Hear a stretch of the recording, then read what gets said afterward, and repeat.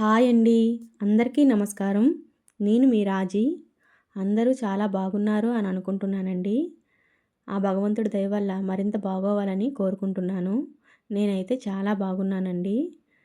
నేను మార్గశిర లక్షవారం మూడో వారం సందర్భంగా అమ్మవారికి సత్యనారాయణ స్వామి ప్రసాదం అయితే నైవేద్యంగా తయారు చేసి నివేదించానండి. ఈ ప్రసాదం ఏ విధంగా తయారు చేసుకోవాలి అన్నది నేను ఈ వీడియో ద్వారా మీతో షేర్ చేసుకోబోతున్నాను.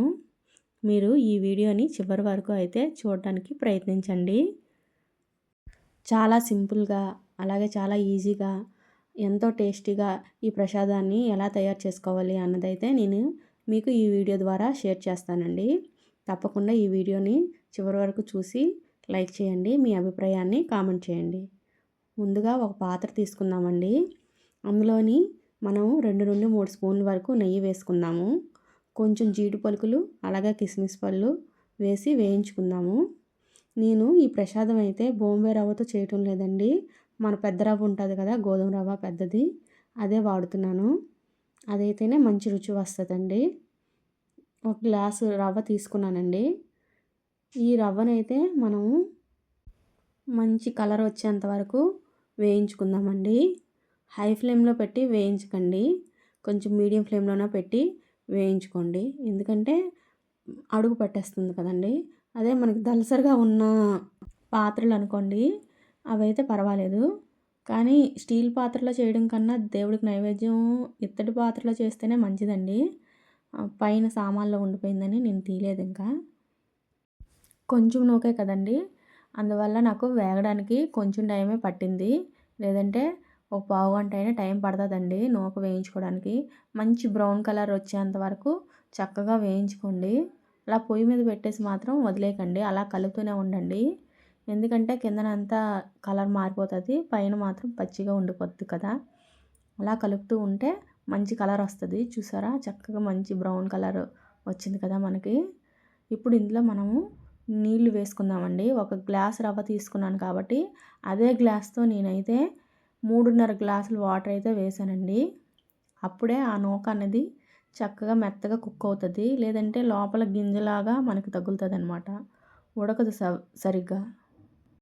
ఇలా నీళ్లు పోసుకున్న తర్వాత మనము లో ఫ్లేమ్లో పెట్టే కుక్ చేసుకుందామండి. ఎందుకంటే కొంచెం ఉడికొచ్చిన వెంటనే లో ఫ్లేమ్లో పెట్టేయండి. మెత్తగా ఉడకాలి, నూక గింజ అనేది మెత్తగా ఉడకాలి అంటే ఖచ్చితంగా లో ఫ్లేమ్లో పెట్టుకొని మనము ఉడికించుకోవాలండి. తొందరగా వంట అయిపోవాలి అని హై ఫ్లేమ్లో పెట్టేసాం అనుకోండి, అదైతే మాత్రం ఉడకదు, టేస్ట్ కూడా అంత బాగా రాదనమాట. లో ఫ్లేమ్లో పెడితే చక్కగా ఉడుకుతుంది, మంచి టేస్ట్ కూడా వస్తుంది అనమాట. ఇలా లో ఫ్లేమ్లో పెట్టి ఉడికించుకునేసరికి నాకైతే 15 నిమిషాలు పట్టిందండి టైము. చూడండి చక్కగా ఉడికిపోయింది కదా. ఇలా ఉడికిపోయిన దాంట్లో మనము పంచదార వేసుకుందామండి. ఏ గ్లాస్తో రవ్వ అయితే తీసుకున్నానో అదే గ్లాస్తో పంచదార వేసుకుంటున్నాను. పంచదార అంతా చక్కగా కరిగిపోయి ఆ ప్రసాదంలోని ఇంకుకున్నంత వరకు మనము చక్కగా ఉడికించుకుందామండి.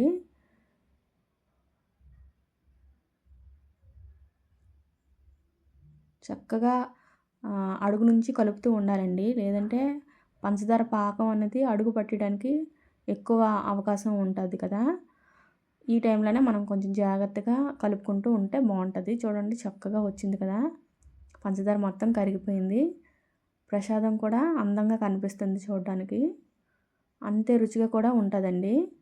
కొంచెం యాలక పొడి జల్లుకున్నానండి. సత్యనారాయణ స్వామి ప్రసాదంలోని యాలక పొడి అక్కడక్కడ తగిలితే చాలా టేస్ట్గా ఉంటుందండి. కొంతమందికి ఎలైచీ ఫ్లేవర్ నచ్చదంటారు, కానీ ఆ ఎలైచీ అనేది పంట కింద నలిగితేనే ఆ రుచి ఆస్వాదిస్తాము. నేనైతే ఇలా ఉడికిపోయిన తర్వాత కొంచెం పాలు వేసుకొని ఇంకొంచెంసేపు ఉడికించుకుంటానండి. దేవుడికి నైవేద్యం పెడతాం కదా, అందుచేత కొంచెం పాలు అయితే వేసుకుంటాను. మీకు క్రీమీ టెక్స్చర్ కావాలి అనుకుంటే మిల్క్ మేడ్ యూస్ చేస్తారండి ఎక్కువగాను. సత్యనారాయణ స్వామి ప్రసాదం మనకి భోజనాల్లో గట్టా పెట్టినప్పుడు మిల్క్ మేడే ఎక్కువ యూస్ చేస్తారు. మిల్క్ మేడ్, నెయ్యి ఎక్కువ వాడతారండి, ఆ రెండు కూడాను. అప్పుడు మనకి క్రీమీ టెక్స్చర్ అనేది వస్తుంది. మామూలుగా నార్మల్గా ఇంట్లో అయితే ఇలా చేసుకుంటే చాలండి, చాలా అంటే చాలా టేస్టీగా ఉంటుంది. మీరు కూడా ఖచ్చితంగా ట్రై చేయండి. మీకు ఎలా వచ్చిందో నాకైతే కామెంట్ రూపంలో తెలియజేయండి. ఇంకా రెడీ అయిపోయిందండి. అమ్మవారికి చక్కగా నైవేద్యం సమర్పించుకుంటాను. ఇంతేనండి. చాలా సులువుగా, ఈజీగా ఏ విధంగా ఈ ప్రసాదం తయారు చేసుకోవచ్చు అన్నది ఈ వీడియో ద్వారా మీకు షేర్ చేశాను కదండి. ఈ వీడియో కనుక మీకు నచ్చినట్లయితే ప్లీజ్ అండి లైక్ చేయండి. అలాగే మీ ఫ్రెండ్స్ అండ్ ఫ్యామిలీకి షేర్ చేయండి. నా ఛానల్ని అయితే సబ్స్క్రైబ్ చేసుకోవడం మర్చిపోవద్దు.